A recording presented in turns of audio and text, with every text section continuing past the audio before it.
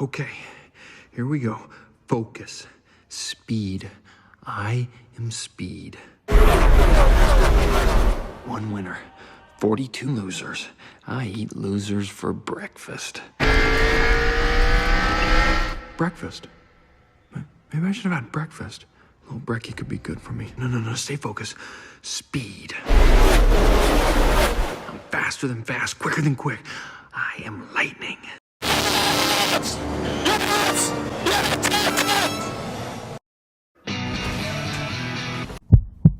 Hey, Lightning! You ready? Oh yeah, lightning's ready.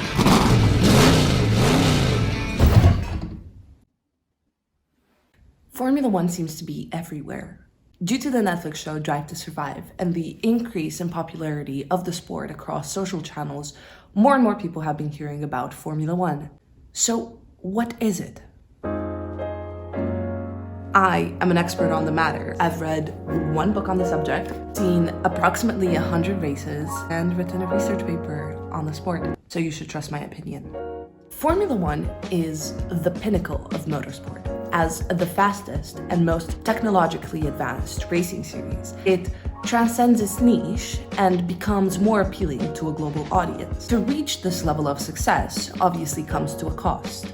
Hundreds of millions of dollars are invested into every single car each racing season, and thousands of people work on developing these pieces of revolutionary machinery.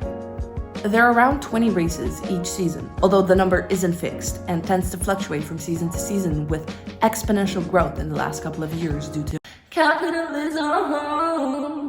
There are 10 teams with 20 drivers, so 2 drivers each. Because of that, there are 2 types of championships, the drivers and the constructors. The points individual drivers score tally up to what is called the Drivers' Championship. The most points total won by a team go towards the Constructors' Championship. F1 point scoring works as such. For first position, you receive 25 points, second, 18, third, 15, and so on. The points decrease till 10th position. Anything below that, you don't get any points. There is an extra point awarded for the fastest lap.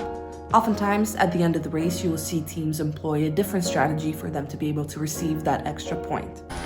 Box. Into the pit, soft tyres on. They're going for the fastest lap. It's very important to know the structure of the F1 weekend. Fridays are practice days, Saturdays are qualifying days, Sunday is the race. Who gets the fastest time in qualifying, i.e. finishes first, gets to start the race first. Same principle is applicable for all the rest qualifying positions, which would present the lineup for the race.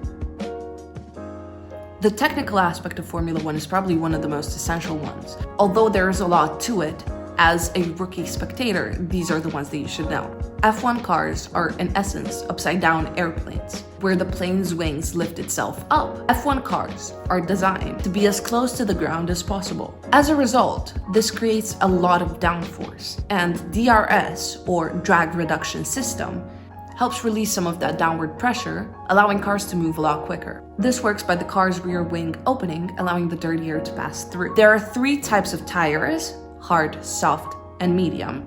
Hard tires last the longest, although they're not the quickest. Soft tires are the quickest, but they don't last very long. Medium tires are medium.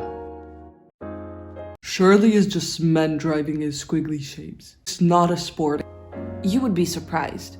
Drivers go through extensive training to gain enough muscle to be able to support themselves under the G-force that their body sustains from going at such high speeds, yet be as light as possible in spite of that, so that the car doesn't slow down from any excess weight. F1 drivers are required to make split-second decisions that could impact not only their overall performance in the race, but equally their physical health.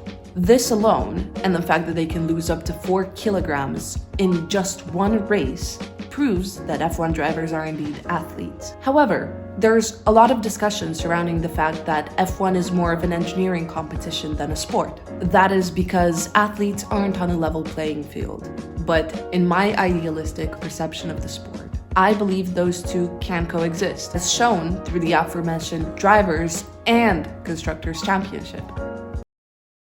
Now the question is, why watch F1. Just do it.